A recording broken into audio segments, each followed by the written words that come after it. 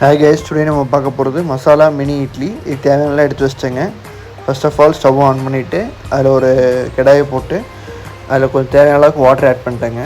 அது ஹீட் ஆகிற சமயத்தில் கொஞ்சம் ஒரு பேன் எடுத்துகிட்டு மினி இட்லி அது போடுற பேன் இருக்குது, அது லைட்டாக ஷேப் பண்ணுற மாதிரி போட்டு எடுத்துகிட்டுங்க. அதில் வச்சு மூடி வச்சாச்சுங்க பாயில் ஆகிறதுக்கு. நெக்ஸ்ட்டு இன்னொரு அடுப்பில் கடாய் போட்டு எண்ணெய் தேவையில்லாத அளவுக்கு ஊற்றி வச்சுங்க. அதுக்கப்புறம் சூடான கடுகு போட்டு அதுக்கப்புறம் உளுத்தம்பருப்பு, நெக்ஸ்ட்டு வந்து பார்த்திங்கன்னா கருவேப்பிலை போட்டிருக்கேங்க. அதுக்கப்புறம் கொஞ்சம் ஆனியன், நெக்ஸ்ட்டு பார்த்திங்கன்னா அதெல்லாம் வணங்கினதுக்கப்புறம் இஞ்சி பூண்டு பேஸ்ட் போட்டு அந்த ஸ்மெல் போகிற அளவுக்கு வணக்கிக்கோங்க.